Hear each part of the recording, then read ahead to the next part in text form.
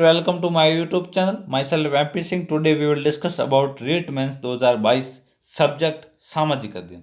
सामाजिक अध्ययन के अंदर अपन 5 टॉपिक पहले पढ़ चुके थे मित्रों। 5 टॉपिक अपने कल पढ़ा था भारत, प्राकृतिक वनस्पति, वन्य जीव और वन्य जीव संरक्षण।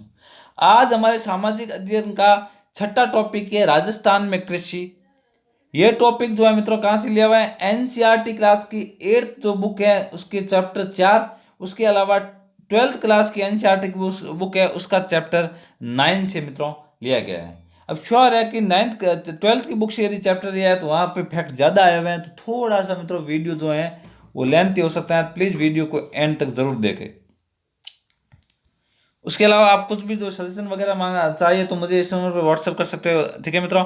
और सारे पीडीएफ सारे नोट्स जो है वो मैं अपने इस चैनल पे टेलीग्राम चैनल पे भेजता हूँ, ठीक है ना, जिसकी लिंक नीचे डिस्क्रिप्शन और कमेंट में आप जाके ज्वाइन कर लीजिए। लिंक के द्वारा आप नहीं पहुंच पाते तो आप टेलीग्राम में जाके सर्च बार में ये लिखोगे रीड विद MP सिंह, तो आपको ऊपर ही अपना चैनल मिल जाएगा। तो मित्रों आगे बढ़ने से पहले एक रिक्वेस्ट है, प्लीज़ नीचे लाल कलर का बटन दबा के चैनल को सब्सक्राइब कर लीजिए।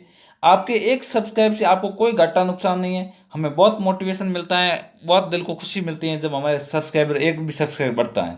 तो प्लीज़ जो है चैनल को सब्सक्राइब कर ले। तो आज का वीडियो अपन थोड़ा सा फास्टली करेंगे मित्रों। ये जो अपना चौथा लेसन है 8th क्लास का है ना, ये लेसन मैंने लिया है नोट्स यहाँ से, इसके अलावा 12 से लिया, ठीक है ना। तो शुरू करते हैं। आर्थिक क्रियाएं कितने प्रकार की होती है? तो मित्रों आर्थिक क्रियाएं 3 प्रकार की होती हैं, ठीक है। कौन कौन सी?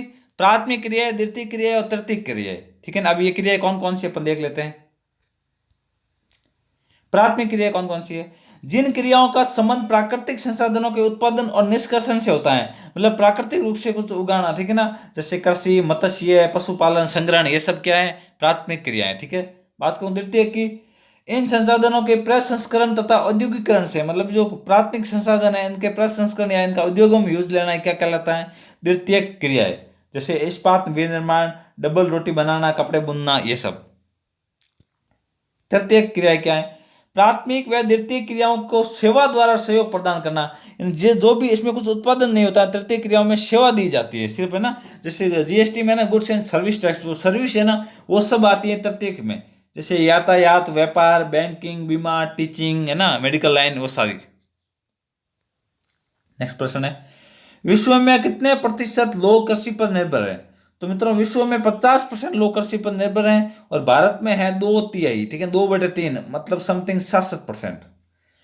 2/3 से याद हो गया मित्रों। अपन दीपावली हॉलीडेज में जो है वो अपन करेंगे मैथ्स, पूरी लेवल 1 की पूरी मैथ्स करेंगे मित्रों, तो चैनल पे बने रहे।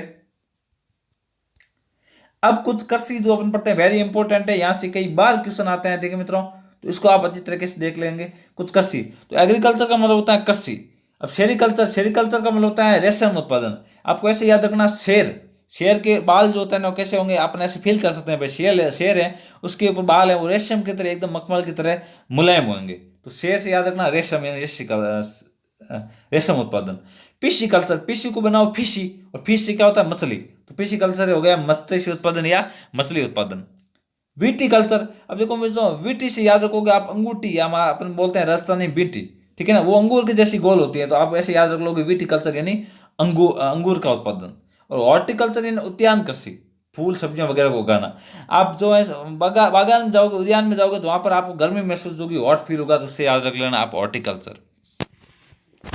अब पढ़ते हैं अपन कृषि के प्रकार, ठीक है। विश्व में कृषि विभिन्न तरीकों से की जाती है मित्रों, ठीक है ना, कई तरह करे गए हैं। तो कृषि जो है वो 2 प्रकार से होती है, निर्वाह कृषि और वाणिज्यिक कृषि।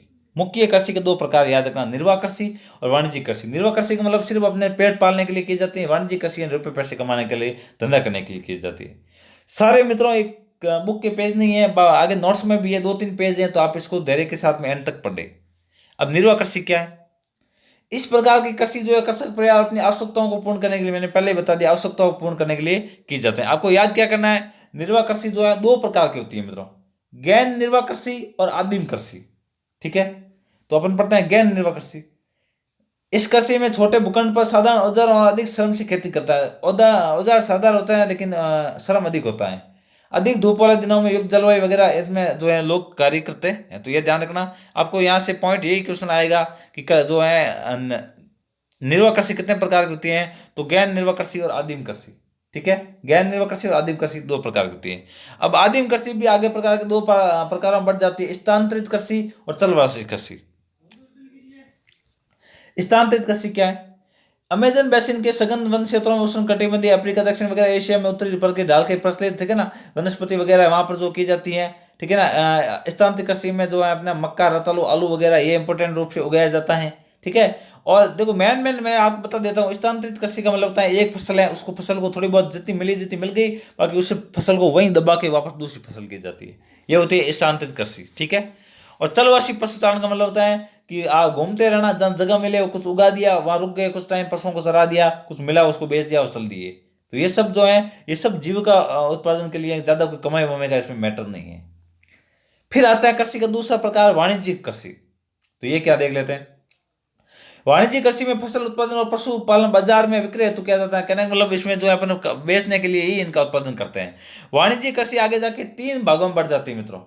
वाणिज्यिक अनाज कृषि, मिश्रित कृषि और रोपण कृषि। अब ये तीनों इंपॉर्टेंट है, फटाफट पढ़ते हैं। वाणिज्यिक अनाज कृषि क्या है? में फसलें वाणिज्यिक उद्देश्य से उगाई जाती हैं। गेहूं, मक्का और सामान्य रूप से उगाई जाने वाली फसलें हैं। उत्तर अमेरिका, यूरोप और एशिया में जो है वो मैदानों में ये कृषि की जाती है। ये ऐसे इंपॉर्टेंट नहीं है, यहाँ से प्रश्न नहीं आएगा। केवल एक ही फसल उगाई जाती है वाणिज्यिक कृषि में। फिर ऐसा नहीं कि सारी फसलें उगा देती है, केवल एक ही फसल उगाई जाती है, ठीक है ना, ताकि उसको बेच के मोटा मुनाफा मिल सके मित्रों। फिर आते हैं मिश्रित कृषि कि ये क्या है? मैं भूमि का उपयोग भोजन व चारे की फसलें उगाने और पशुधन पालने के लिए किया जाता है, ठीक है ना। तो इसके अंदर जो है भूमि का उपयोग जो है उगाएंगे, भोजन वगैरह पशुपालन चारण। मेन उद्देश्य क्या होगा कि फसल उगाना, उससे चारा है, अनाज है, उसको पैदा करना और अपने पशुओं को चराना। उसके बाद में जो चीजें बच जाए ना उसको बेच देना, ठीक है ना। और फिर आती है लास्ट रोपण कृषि। रोपण कृषि क्या है? तो ये वाणिज्यिक कृषि का मुख्य मेन प्रकार है। वाणिज्यिक कृषि का एक प्रकार है जहाँ चाय, कौवा, काजू, रबड़, केला, ना कपास की एक फसल उगाई जाती है। इसमें वृहद पैमाने पर श्रम और पूंजी की आवश्यकता होती है, ठीक है मित्रों। ये थोड़ा सा आपको ध्यान रखना है। इस प्रकार की खेती में परिवहन जाल के विकसित अनिवार्य होता है, मतलब परिवहन भी इसके लिए आवश्यक है। आपको देखो मेन क्या ध्यान रखना, कृषि दो प्रकार की होती है, निर्वाह कृषि और वाणिज्यिक कृषि। निर्वाह कृषि भी दो प्रकार की होती है, गैर निर्वाह और आदिम कृषि। आदिम कृषि भी आगे जाके दो प्रकार में बढ़ जाती है, ठीक है मित्रों। चलवासी पशुचारण और एक और कृषि, ठीक है ना। फिर बढ़ते हैं वाणिज्यिक कृषि। वाणिज्यिक कृषि जो है मित्रों वो तीन प्रकार की होती है, गैर अनाज, मिश्रित और रोपण। गैर अनाज के अंदर मेन टाइप होता है अनाज को उगाना। मिश्रित कृषि के अंदर मेन उद्देश्य होता है अनाज को उगाना, पशु चारण करना, उसके अलावा यदि कुछ बच जाए तो उसको बेच देना। रोपण कृषि का मतलब होता है 99% सिर्फ पैसे कमाने के लिए होती है, उसका घर के अंदर बहुत कम यूज होता है। अब देख लीजिए, काजू का यूज करेंगे, नहीं करेंगे तो भी चलेगा। कौवा, रबड़ का उपयोग अपन घर में नहीं करते हैं सीधा सा, ठीक है ना। कपास का उपयोग अपन सीधे घर में नहीं करते हैं, ठीक है, मतलब बहुत कम यूज होता है इनका, होता है तो भी, ठीक है। तो ये कृषि के कुछ टाइप है, आप इनको पढ़ के याद रख ले। अब कुछ मुख्य फसलें हैं उनके बारे में अपन जान लेते हैं। एक बात और है, इनके नोट्स आप जो है पूरे वीडियो देखने के बाद ही बनाए, क्योंकि कुछ चीजें मिक्स में है। तो मुख्य फसलें कौन कौन सी? फर्स्ट ऑफ पढ़ते हैं चावल। चावल की खेती इस प्रकार से होती है। ये विश्व की मुख्य खाद्य फसल है, पहली पॉइंट यहां से आएगा। विश्व की सबसे मुख्य खाद्य फसल कौन सी है? चावल। यह उष्ण कटिबंधीय और उपोष्ण कटिबंधीय प्रदेशों की मुख्य आहार है। चावल के लिए उच्च तापमान, अधिक आर्द्रता है, वर्षा की आवश्यकता होती है। यह फसल चीका युक्त जलोढ़ मृदा वगैरह इसमें जो है होती है। और चीन चावल उत्पादन में अग्रणी, ध्यान रखना, गेहूं और चावल दोनों के अंदर चीन अग्रणी है। उसके बाद में भारत, जापान, श्रीलंका, मिस्र ये वगैरह जो उपयोगी है, ठीक है, ये ध्यान रखना।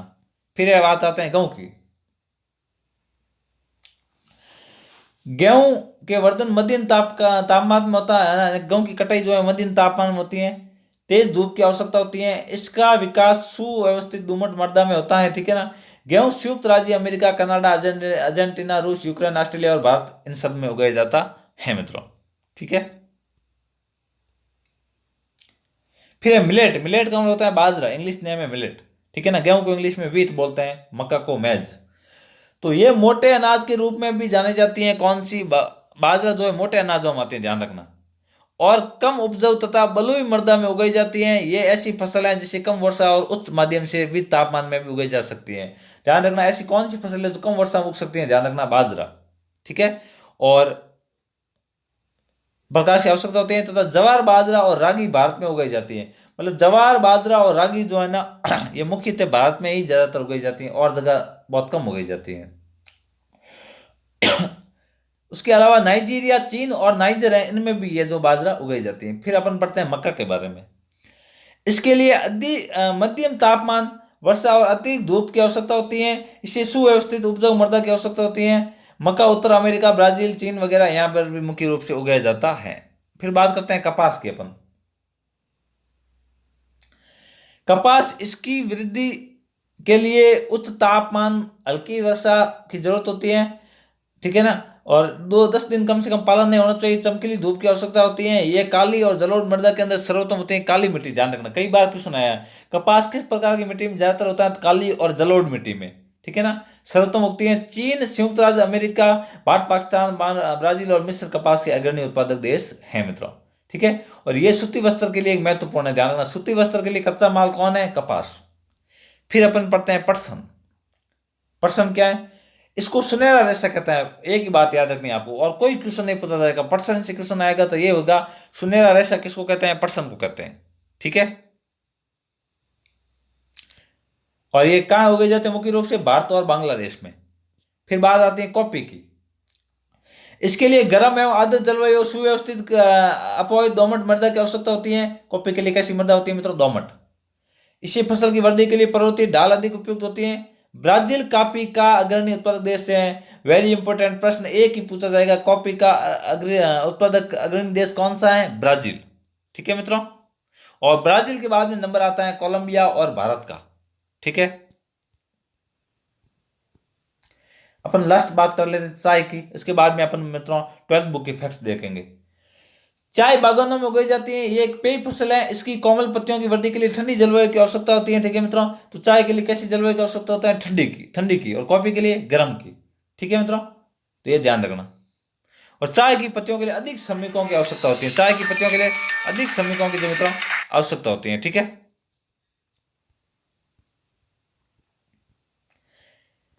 एक ये फोटो देखिए आप, अमेरिका जो है उसके अंदर मित्रों इस प्रकार से कीटनाशकों का छिड़काव किया जाता है, हेलीकॉप्टर के अंदर इस प्रकार की मशीनें लगा के, ठीक है। अब अपन देखेंगे इस बुक के पीछे आए हुए फैक्ट, ठीक है ना। तो ये फैक्ट जो है, एक लाइन वाला क्वेश्चन ज्यादा नहीं है भाई, कृषि क्या है, ठीक है ना। तो कृषि आपको पता है क्या है, एक प्रकार की फसल उगाना, ठीक है। उन कारकों को बताइए जो कृषि को प्रभावित करते हैं, ताप, जलवायु वगैरह। स्थानांतरित कृषि क्या है, आप लोगों को पढ़ लिया। रोपण कृषि क्या आपने पढ़ लिया है, ठीक है ना। और सरकार किसानों के लिए क्या यूज कर सकती है, विभिन्न प्रकार की योजनाएं लाके। ये 3 प्रश्न है, ये वेरी इंपॉर्टेंट है, आप इनको पढ़िएगा। उद्यान कृषि क्या है, उद्यान कृषि का मतलब है फसलों फलों व सब्जियों को उगाना। सुनहरा रेशा किसको कहते हैं, अभी पढ़ा आपने, पटसन को। ये तीनों प्रश्न कई बार एग्जाम में पूछे गए हैं। और कॉफी का उत्पादक देश कौन सा मित्रों, ब्राजील, ठीक है।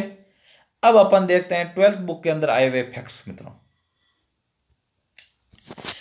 भारत कृषि मानसून पर, भारत के अंदर जो कृषि है ना वो मानसून पर निर्भर करती है।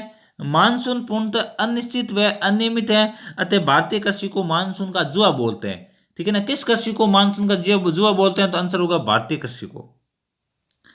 राज्य में कुल भूमि 342.68 लाख हेक्टेयर है। राज्य में कुल, अपने राजस्थान में, ये इंपोर्टेंट फैक्ट है, कितनी भूमि है, 342.68 लाख। इसमें से जो है कृषि योगी भूमि 53.31 है मित्रों।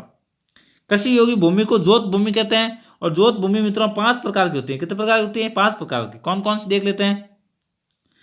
पहली है वृत्त कृषि जोत, मतलब ऐसी भूमि जिसके अंदर 10 हेक्टर, मतलब ऐसा कोई किसान जिसके पास में 10 हेक्टर, 1 हेक्टर में 4 बीघे होते हैं, यानी समथिंग समथिंग 40 बीघा जिस किसान के पास में, इसका मतलब उसके पास में वृत्त कृषि जोत है। जिसके पास में 4 से 10 हेक्टर है उसके पास में मध्यम कृषि जोत है।